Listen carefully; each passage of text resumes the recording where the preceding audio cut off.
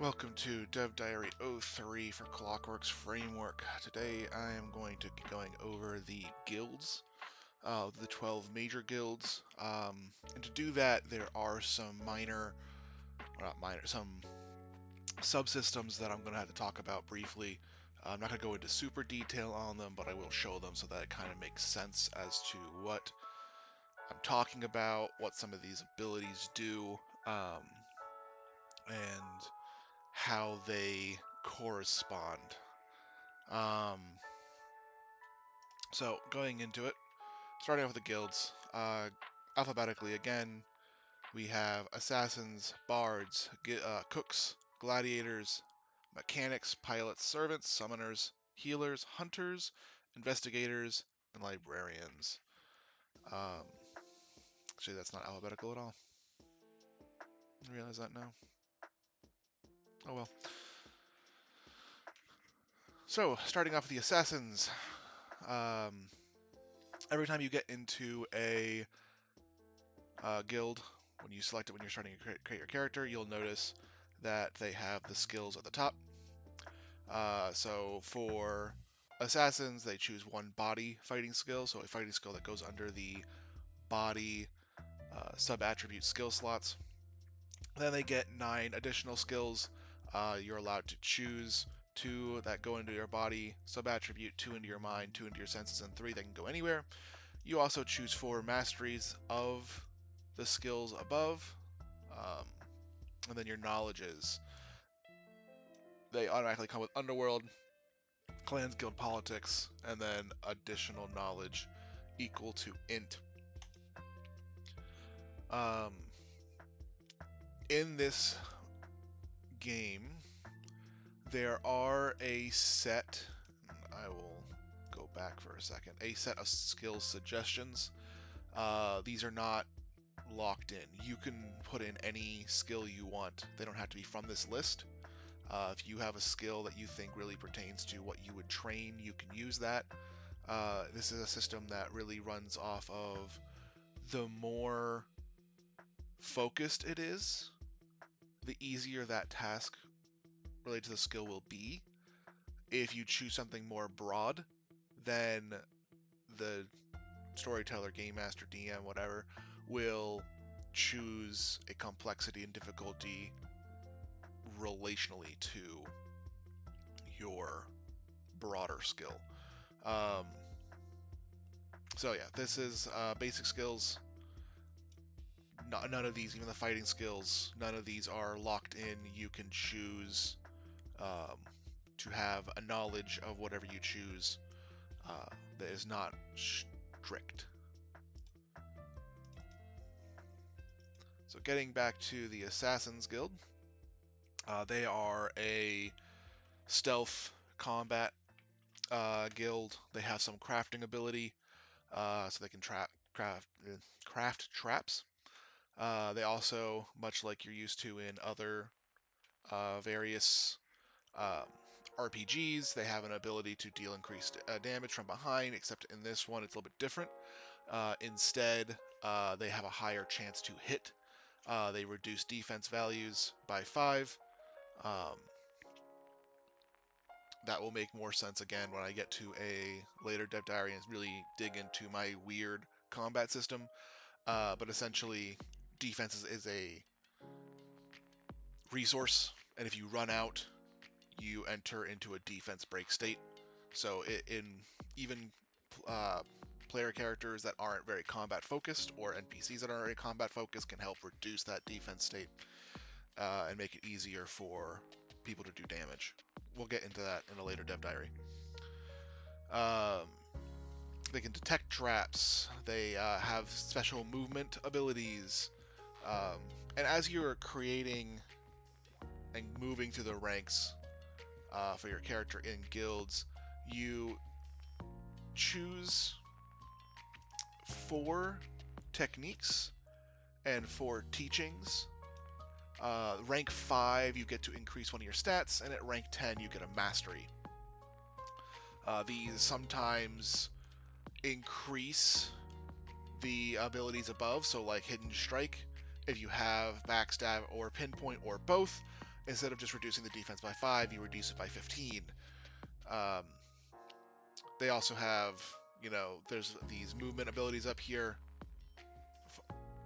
swift movement, tactical movement, evasive movement, precise movement.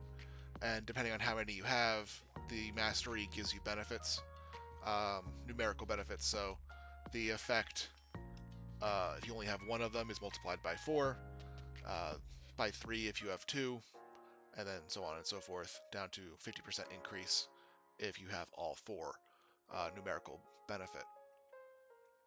But yeah, so they're assassins.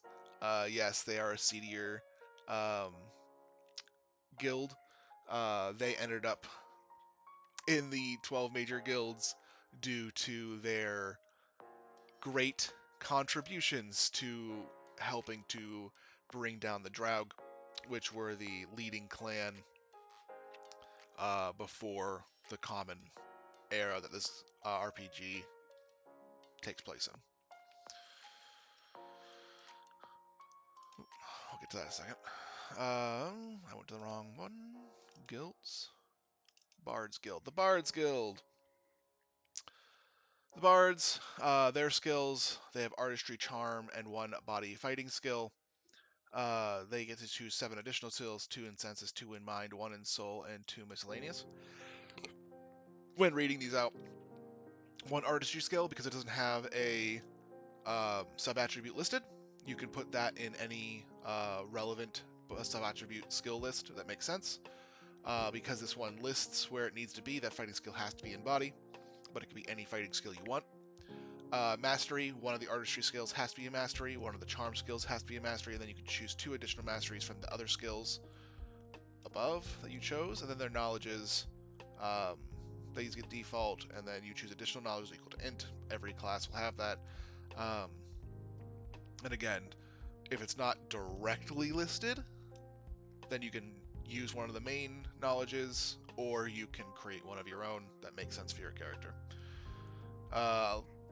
What you'd expect from the bards, they have a lot to do with arts, music, song, drawing, pretty much any piece of artistry.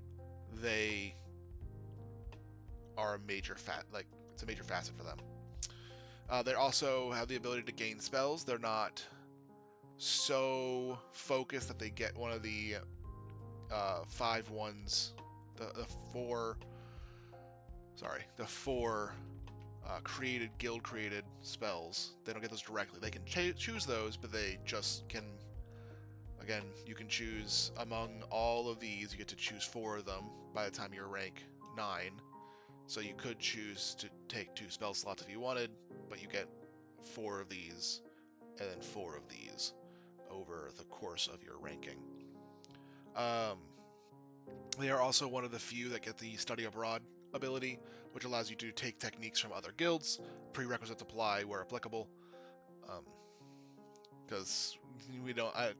Some of them do have restrictions, and we don't want people getting super crazy within the build structure.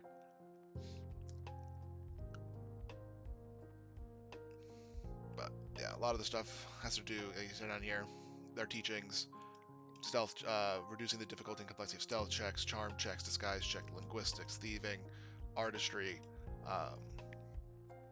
and these, of course, stealth checks, if the check you're making with the skill that you've chosen, whether that's stealth as a generic or something more particular to your character, it affects skills being used in that way.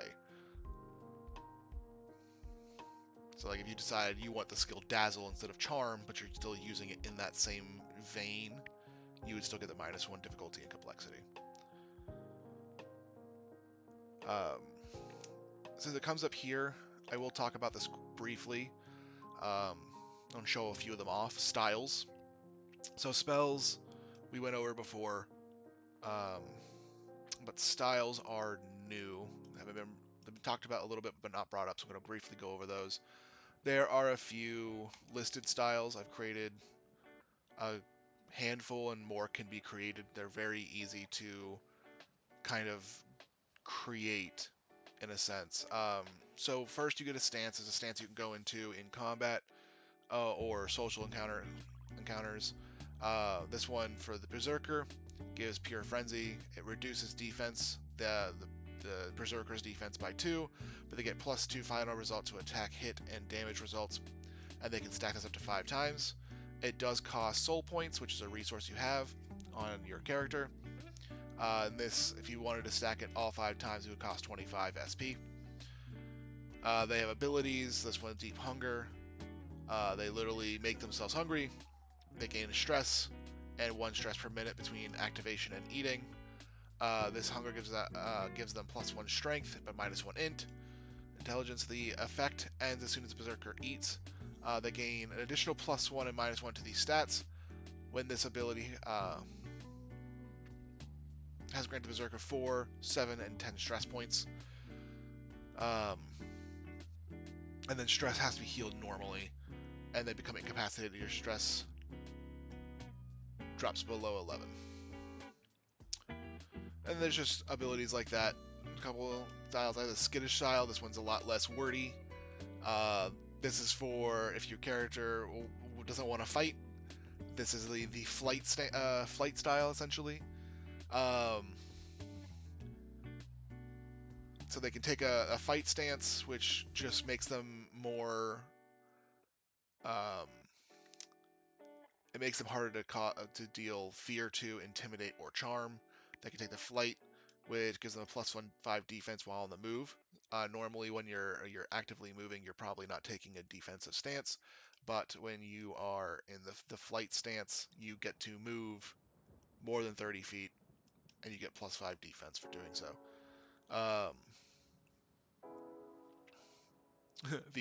This one's a fun one, 10 SP to do, but you automatically go first in initiative no matter what no matter what you rolled, you get to go first. But you can only take a double move or run action. Mad Dash for 10 SP, you immediately make a double move action. So as one main action, you make a double move action, which is just a fun get out of dodge kind of ability. Then you have another one like the Courtesan style. This is more for social encounters. So they get a move action, which allows them to weave in and out of large crowds with no checks necessary. It could be usable in combat. It also just great for navigating a ballroom floor. Vanishing Act, hire draw small items without check required. It costs 15 SP, is a free action, but it allows you to do some sleight of hand without rolling for it. So those intro to the styles, and you'll see those pop up across many of the guilds teaching those styles. Every character does start off with 1 style slot and availability to take 1 style if you so choose. They are not required, but they do give you a little bit more options in and out of combat. Really customizing your own personalized character. So that's the bards.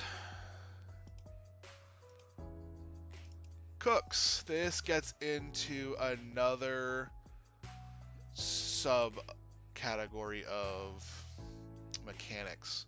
So their skills, they get forage skill, they get a 1 mind skill, a memory skill.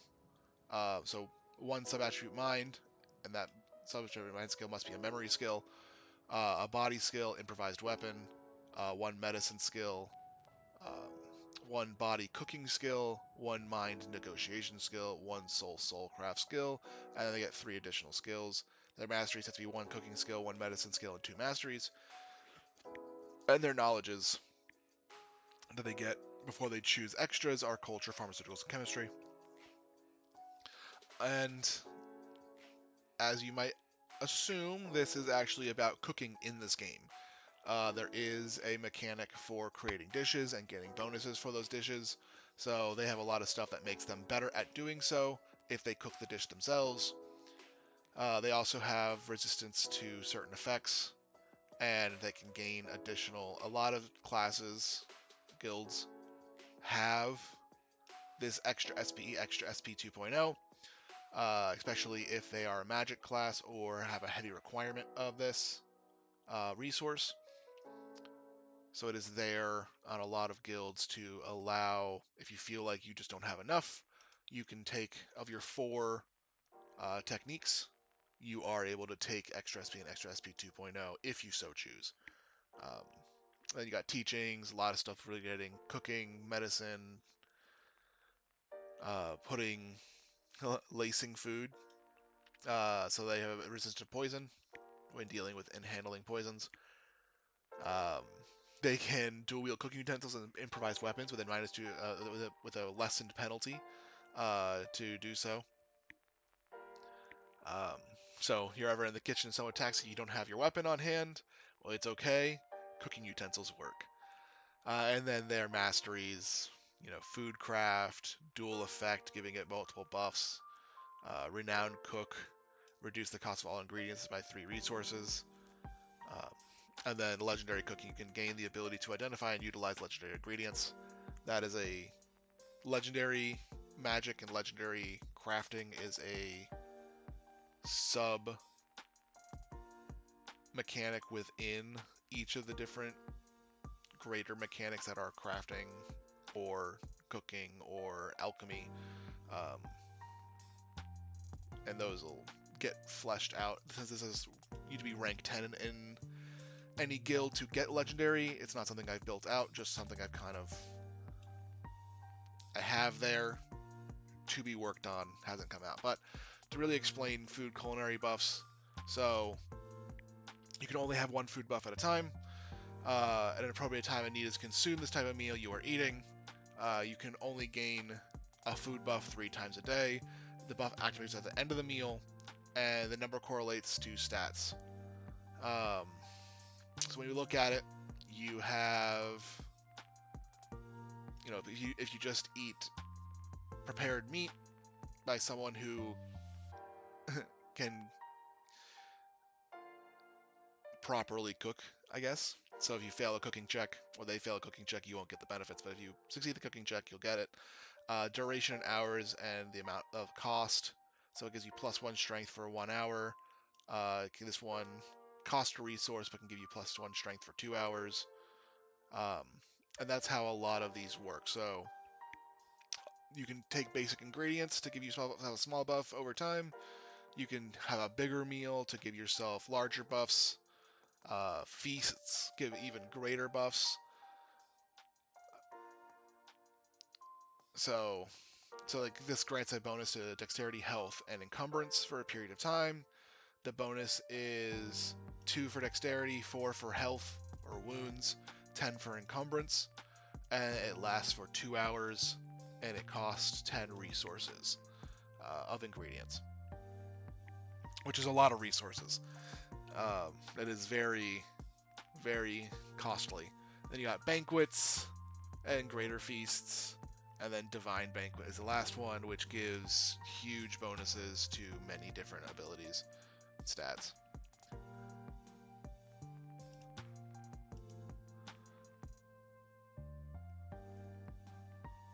So that is the cooks.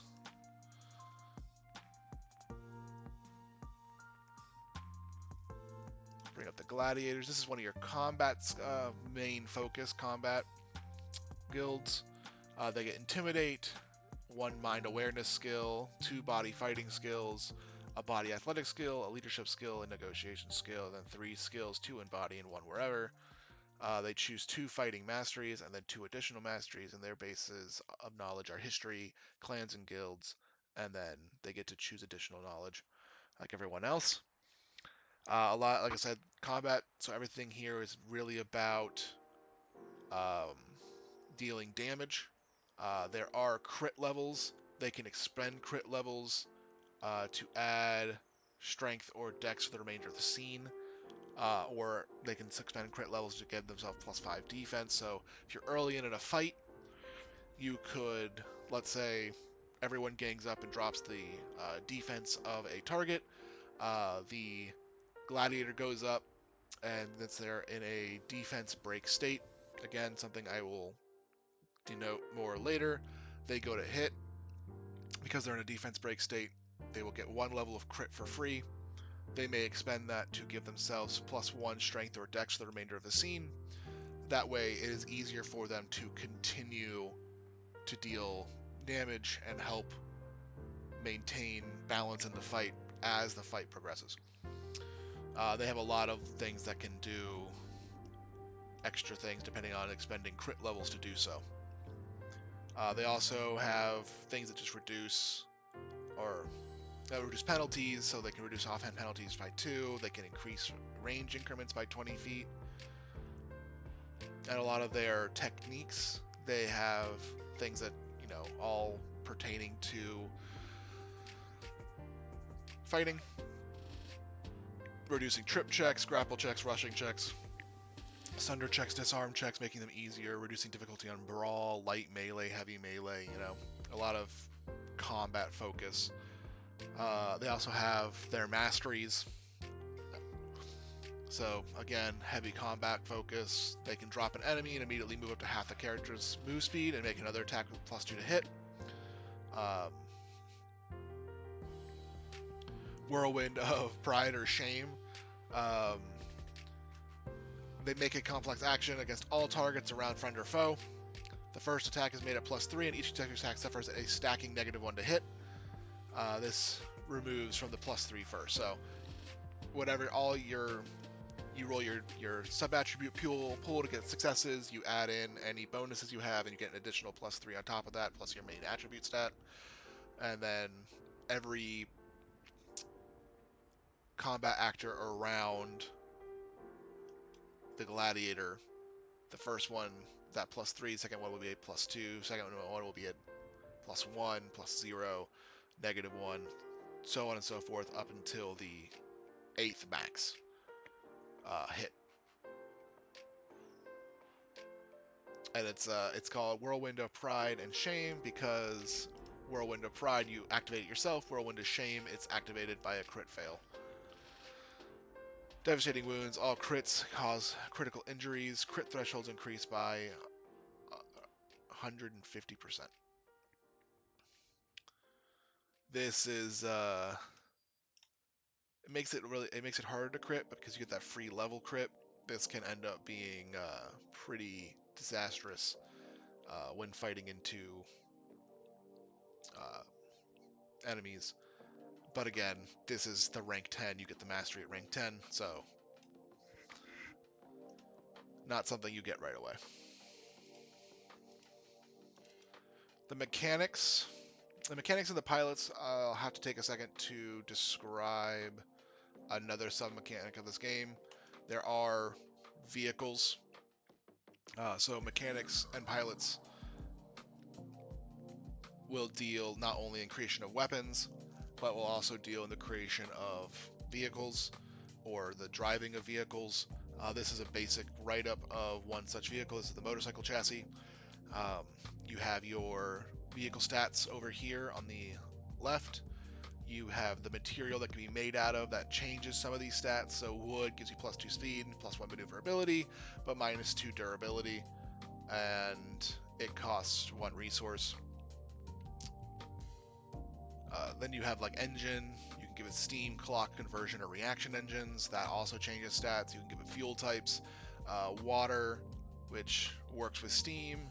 Then there's sludge, essence, spark dust, liquid soul, and dragon's blood. Those also give you some modifiers to your stats. And then you have things you can put on the motorcycle chassis itself.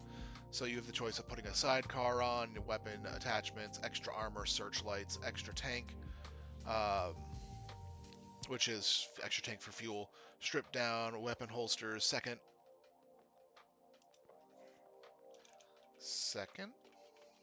doing some live auto, adjusting of, I don't know why I put RD there, second front wheel, second rear wheel, extra storage, hidden storage. And some of these do affect stats. So like a sidecar reduces the speed, reduces the maneuverability, but it does give you an extra cargo capacity, and it does take 2 improvement slots. So every chassis has a set of improvement slots, so you can't just put all this on there. You do have to play around with it. Um, so like, you want the extra tank, that's 1. You want extra armor, that's 2. That's a total of 3 improvement slots, and that's the most you can put on it from a improvement. So we'll go again, another system that I'll go more in detail later, but it is very important when going through the mechanics and pilots guild to talk about those a little bit. So they get a couple fun things. They get servo arms that can help them hold tools and perform minor tasks. They can create automatons. So they have an automaton that works as a backpack, but they can create automatons from that. They get bonus materials when using mechanics to dismantle machines. They can get more fuel when putting extra fuel capacity on a... When crafting a vehicle, they can put extra fuel. So the base stats that I show with the motorcycle, when they create it, they can, if they have the more fuel stat, they can use that to increase the complexity of the craft and grant it more fuel base. That's what I was trying to say. My brain jumping ahead. They get a lot of stuff like that. So like defensible, they can increase the difficulty of the complexity of the craft, and they can give it extra defense. And then a lot of their skills, they reduce checks, complexity and difficulty of mechanics checks, repair checks, search checks, forage checks. Um, and the forage here is both like, could be a lot of different things. Like, I don't know, a word that comes to mind when like looking through scrap is scrounging. You could have the scrounging skill, and this would affect that.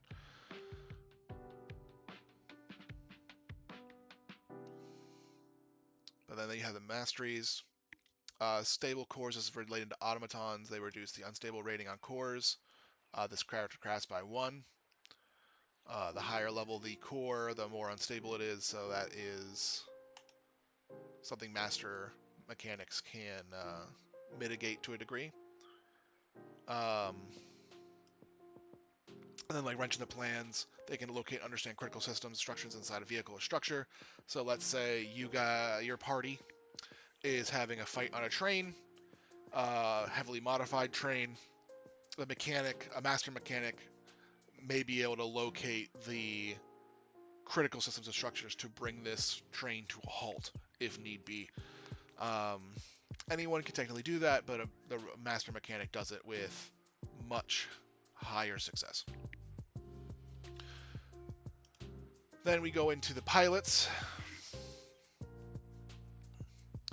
They have skills in senses awareness, resolve, fighting for ranged weapons, a mind mechanics skill, a mind cartography skill, a piloting skill, a mind navigation skill, and then 3 your choice, 1 senses and 2 wherever.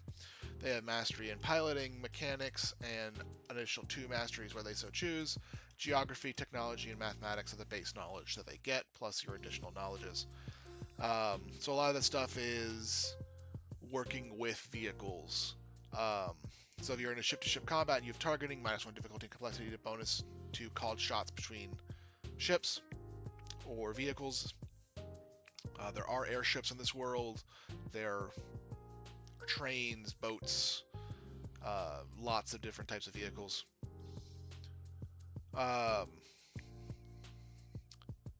They are also able to do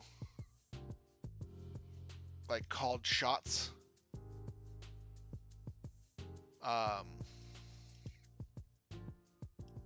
If they understand what the vehicle, like if they understand the schematics of a vehicle, they can do called shots. Perfect sync, they can synchronize vehicle maneuvers with other characters who have the perfect sync skill.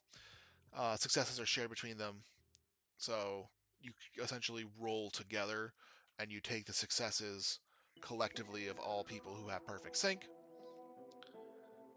They have bonuses to aircraft, watercraft, groundcraft, and then they have masteries. A master pilot gets can get like my rig, and they get huge reductions in difficulty and complexity to piloting when it's their personal vehicle.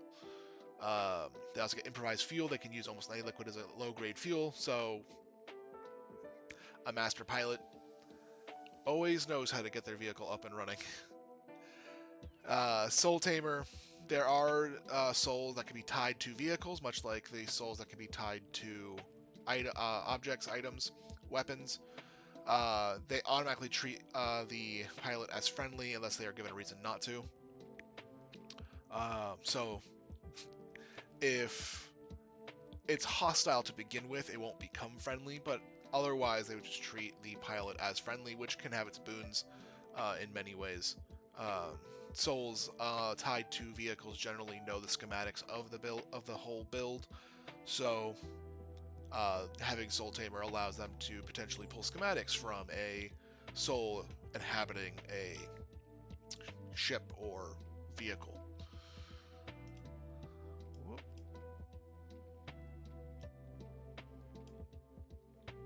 Sorry about that. The Servants Guild. They have skills in Charm, Resolve, and Fighting, and they choose 7 for whatever they want. They have 4 masteries of whatever you chose above, and they can choose 3 knowledges plus their additional. They are a very flexible guild. The Servants Guild is very often um, their services are bought by many of the other guilds uh, because they're so malleable. They are taught to they're taught certain things from many different guilds um, that are things that are set to assist with whomever they are being trained to assist, whichever guild that is. So, hidden weapons, that is maybe someone who's assisting the Assassin's Guild. Ingredient radar, they get discounts on ingredients to help with a cook's guild. Co-pilot, they help with piloting checks. They even get some of the other ones, like we just went over synchronize. So with the pilots, they also get that. They don't add their successes in, but they are able to have perfect sync effectively for the um, ability to accumulate successes. They just don't add their successes in. Junior Sleuth can read people's expressions. Copycat, completely copy one ally's character stats. Last 2 rounds, usable once per week. There are some skills that are restricted in use because they put heavy strain on the body. And their masteries, they get Jack of all trades, which keeps all skills as trained. They do not count as trained for the purpose of buying masteries, but you roll them as if you're trained in them. They also don't give you infinite dice pool in your sub-attributes, but you do roll them with the bonus of being proficient. Beck and Call, the servant is always there. This is a fun one. It's like this particular skill is like a fourth wall break. The servant is so in tune with the person they are paid to serve that whenever they are needed, they essentially can choose to appear in a scene because they're just so in tune with what's going on and are fully aware of what's needed of them, and they can be there. It's a pseudo supernatural ability. It's kind of a fun, weird ability there. Then you have the Summoners. This is getting into some of the more magical guilds. Again, magic is a little different in this world of Corvith and Clockworks framework. So they get a meditation skill, 1 mind memory skill, 1 soul fighting skill, 1 soul soulcraft skill, 1 soul spellcraft skill, and 1 mind medicine skill. They also choose 4 additional skills, 1 in soul and 3 wherever. They get a mastery in soulcraft, 1 in spellcraft, and then 2 additional masteries of what they chose above. Their knowledges are soul, spells, and occult, and they choose additional knowledge like everyone else. So there is an item in the game called a soul stone. The soul stone is how if you defeat a creature and you want to seal its soul into an item, if you don't have access to be able to seal that immediately through the seal spell, you can trap it in a soul stone. Normal soul stones only capture 1 soul. Summoners have the ability to have their soul stone have 4 souls at one time. You would then take those souls to someone who has the seal spell to get that soul sealed in whatever item your wish to get that sealed into. They have the ability readily to gain summon and seal. They gain a spell slot and the spell itself. You do not start with spell slots. You have to gain spell slots and then learn the spell. This just combines them into one thing for the summoner. So when you take seal, you get the spell and the spell slot at the same time. There's that extra SP, an extra SP 2.0. Like I said, that appears quite a few times in a few of the guilds. But they do a lot of stuff with soul manipulation. They can expend a soul from their soul stone to create a sensory type alarm. It lasts an hour equal to the color, white souls being 1 hour. Rare souls gain the effect, special effects. They also get a lot of spellcraft reductions and soulcraft reductions. They have SP efficiency, which means no matter what they are casting, it is reduced by 2. So whether it's a style ability or a spell, it reduces the cost by 2 if there is a cost. Tier 0 spells, obviously, as I mentioned in a previous dev diary, I shouldn't say obviously, I mentioned in a previous dev diary, have no cost, but tier 1 to 9 spells do have an SP cost, soul points. Their masteries, they have spell negate, they have the ability to counter spellcraft checks with their own spellcraft checks. They can create tier 10 spells and be able to cast them. And they can fully awaken soul summon them. But when doing so, unlike the summon version, this creates a fully realized version of the soul, but the soul is expended. This comes from your soul stone, not from an item. So, to kind of go over summon, I went over in a previous dev diary. This is seal. Seal, a soul that is colorless. It costs 0 SP. If you want to do white or yellow, that's going to cost 10 SP. If you want to do green, blue, or silver, that's 30 SP. If you want to do red, gold, or purple, that's 60.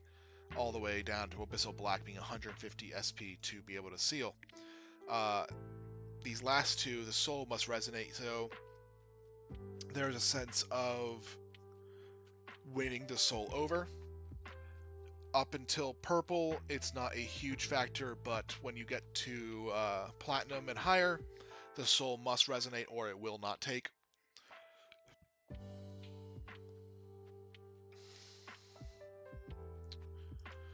So that's the summoners. Healers, name displays essentially what you'd expect here. They have a soul meditation skill, a mind memory skill, a fighting skill, 1 mind linguistics skill, a soul spellcraft skill, 1 medicine, and then 4 additional skills, 1 in mind, 1 in soul, and 2 wherever. They have masteries in medicine, spellcraft, and then 2 additional from what you chose above. And they have knowledges in pharmaceutical spells and additional knowledge as everyone else.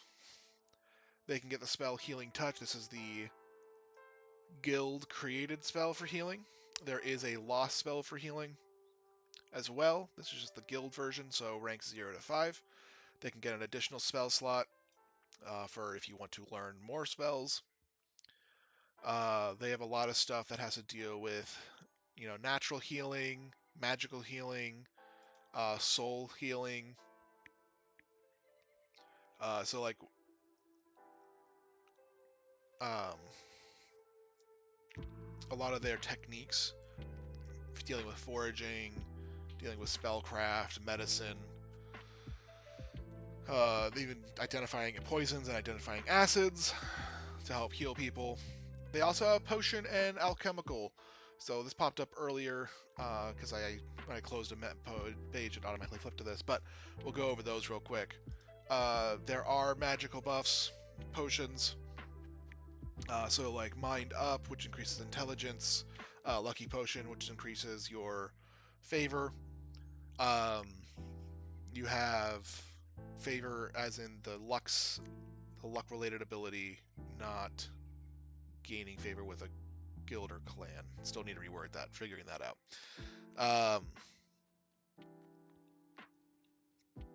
But yeah, so you got a lot of stuff in here. This just makes sense for my brain, so some of these write-ups won't make a lot of sense in their way they're written, but the lesser potion of mind up grants a +1 intelligence stat. Last 2 minutes, costs 5 resources. It's very expensive. Potion of thought spike maxes intelligence for 5 rounds. After 5th round, reduce intelligence by 2 for 4 rounds from your normal. So if you have 3 intelligence, you're now at 1 intelligence for 4 rounds or 40 seconds as you come back to normal. Um, and like Lucky Break, it gets you a luck reroll, but instead of like rerolling, you get to reroll 1 dice of many. So like you roll a 1 on a check that has hindrances, meaning that every 1 is -1 success. You could use a Lucky Break to reroll that 1 if you had the potion drank beforehand. Um, Spirit Flask, they contain soul points to replenish your soul points. So this one replenishes 4, costs 2. This one up here replenishes 32 soul points, costs 15 resources. There are ways to reduce the costs, but these are very expensive if you were to buy them. There's also alchemy buffs. A lot of this stuff has to do with this is where you get your shield recharge packs, as well as certain pills. So if you want to have something in your shield that recharges your effective extra wounds faster, these will do the trick. They're not cheap, but they do help. So recharge per scene, this one does 0.5. Duration in rounds 2, and resources 2. So it just recharges your shields ever so slightly faster. Then you got like soldier pills. It increases your strength. The bonus is +1. The rounds is for 4 rounds, and the resources is 2, all the way up to +5 strength for 8 rounds, costing 16 resources. And you got like stuff like full reset, which washes potions, drugs, certain effects out of your system. If you only have 1 applied to you, you can get a basic full reset. If you have many, you might need to go for the max full reset, which gets rid of 5 drugs removed, but it costs quite a lot of money. And that's kind of the magic potions and alchemy stuff that healers dabble in as their like crafting. They have medical master. In their masteries, they ignore prerequisites of healing injuries, and it grants them additional healing. Divine intervention can commune directly with one god once per week. Also gains 1 divine luck, or 1 divine favor. That is a special type of resource, which grants major buffs, but is hard to replenish. So yeah, That's healers in a nutshell. Before we fully go away from the spell crafters, I will show off one additional spell, just to show one of the last 32 spells that's actually completed. This is Waltz on Water. Something spell users can gain. Again, if you're learning the last 32 spells, you get the tier 0 for free. In this case, it allows you to float on water regardless of weight or circumstance. You can also learn over time through the guilds by getting rank 4, tier 1 and tier 2, which gives you freedom of movement inside water. And then you go all the way down to the bottom, tier 9, and it allows you to teleport through water to any place connected to that body of water that you have visited before within a period of time. Every spell has an SP cost and a secondary SP cost. To get the secondary SP cost, you have to increase the spell timing, which for this is a quick spell, and it reduces the SP cost by 5. So 150 SP you'd have to reduce, increasing the quick spell duration by an equal amount. It's about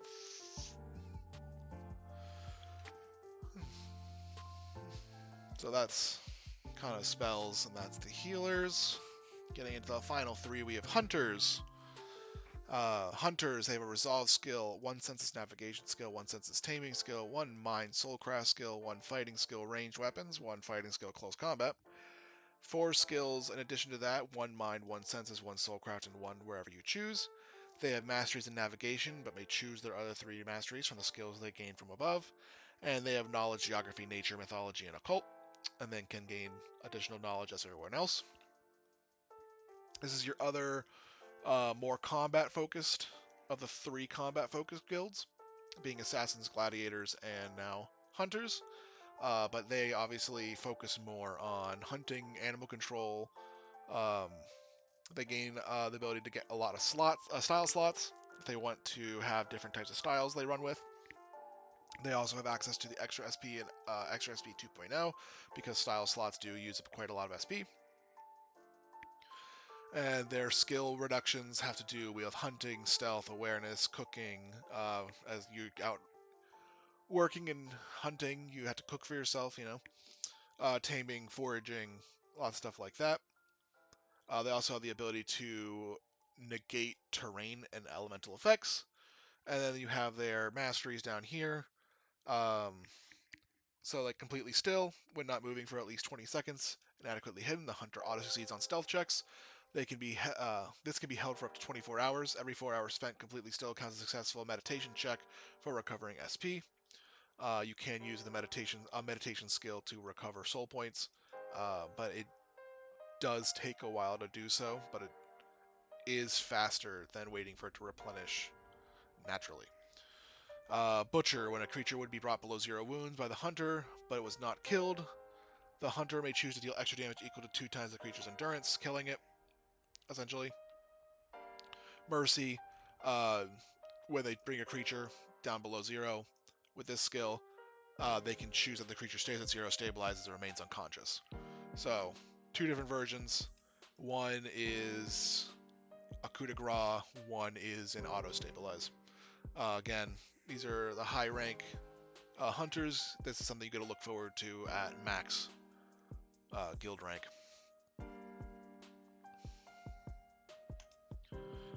Investigators.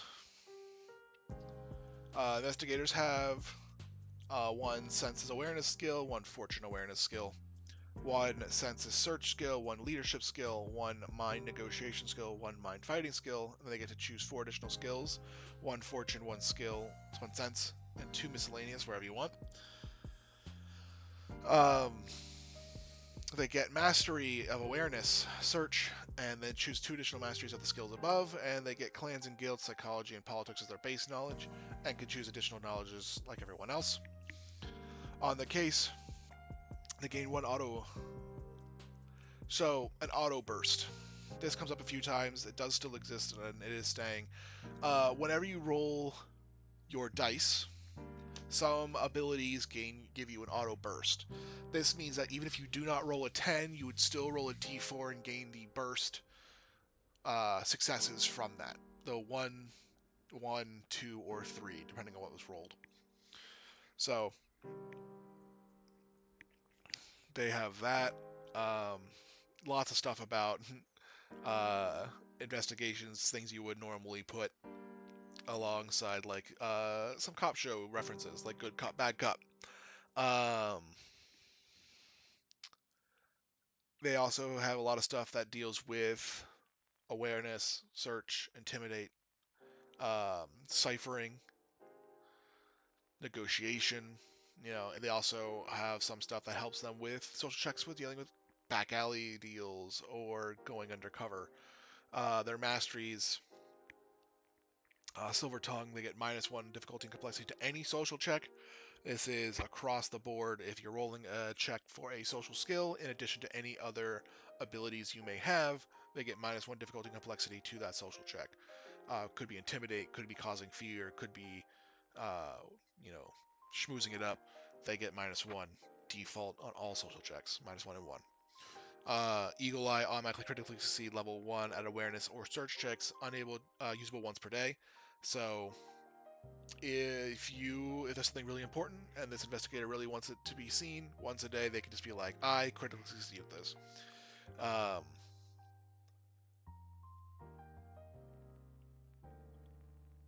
the no fear auras are treated as 5 lower. They are not spooked easily. Um, so lots of interesting, fun things for the max rank investigators to have. We move on to the last one, librarians. This is the Guild of Learning. They get a mind skill that has to be related to search. They have a fortune skill related to memory, 1 mind memory skill, 1 mind fighting skill, 1 mind cipher skill, and 1 mind forgery skill. They get 4 additional skills, 2 in soul, 1 in senses, 1 in fortune. They get 4 masteries of the skills above, and they can choose any 4 knowledges they want, as well as their additional int-based knowledges. This guild is a lot of like cross learning and um we'll see what we go through. They can have up to 2 spell slots from their guild. They can have 2 style slots. They can borrow party member skills. Um, they have old stories, which allows them to roll knowledge, um, regardless of if they have the knowledge skill required or not. They can study abroad, gaining techniques from other guilds. Um, then they have bonus knowledge, so 3 of their techniques are just gain 3 additional knowledge straight. They have the ability to use memory to copy text word for word. They also study abroad in their techniques. And their masteries, they have omniscient. They can always succeed on knowledge checks equivalent to 10 complexity and or difficulty per week. Um, so if they say that, a check is simple for the untrained and average, you take how many steps that is and reduce it from the 10, and you automatically succeed as long as you have some of this resource left available to you. But it does require 12 knowledge skills to be able to gain this resource, or to gain omniscient. Omnipresent, you can share the senses of 3 individuals, but they do not share your perception. They can also study abroad in mastery, so they can grab a mastery from another guild. Believe that the only ones that have this functionality to be able to take a mastery from another guild. But it just goes to show that librarians are very versatile, have a lot of things that they can um, do. Sorry for any scratching. My cat's been shoving her tail in my face as I've been talking, so I apologize for any scratching noises. So those are the 12 major guilds you can choose from when starting Clockworks framework. There will eventually be some minor guilds. One I've already thought of but haven't put much work into is the Poachers Guild. It is a minor guild. It is also an unsanctioned guild. As you might assume, poaching is not smiled upon in any way, but it is an underground unsanctioned guild that those types of things do exist. But that concludes my overview of the guilds. Again, this is all a work in progress. A lot of the stuff in here may need to be buffed or slightly changed. This set is a lot more complete than the clans were that I showed off yesterday. A lot more work has to go into the clans um, because the guilds are a lot more straightforward. Um, they are just learned abilities, things you need to learn, while the clans, there were some filler um, mutations and some filler abilities in there, but eventually those will all be supernatural abilities and all be mutations, and then uh, clan perks as well. They'll be a lot less. They'll be more in depth and fleshed out, while these can stay a little bit more straightforward. As of like, oh, you learn how to craft traps, therefore you take a -1 complexity and difficulty to crafting traps. That is fine for how these ones work. I think the next dev diary I do will be a quick walkthrough, a much shorter video on how to create a character and touching on some of the character creation systems in place. Um, and then maybe after that, I might do a little bit more of a lore dev diary for the world, um, going over some of the structures of like some of the major cities and some of the major areas of the world. So I think that's those two videos that I'll probably do. Again, thank you to everyone or anyone who watched and listened to the end. Appreciate it. If you find interest, please leave comments. I'd love to hear what you think. Um, Again, very crunchy game. I know it's not for everybody, but it is. I like crunchier games, so it's very appealing to me. So that's why I'm creating a game that has a lot of depth to it. Um, but yeah, so thanks again. Until next time.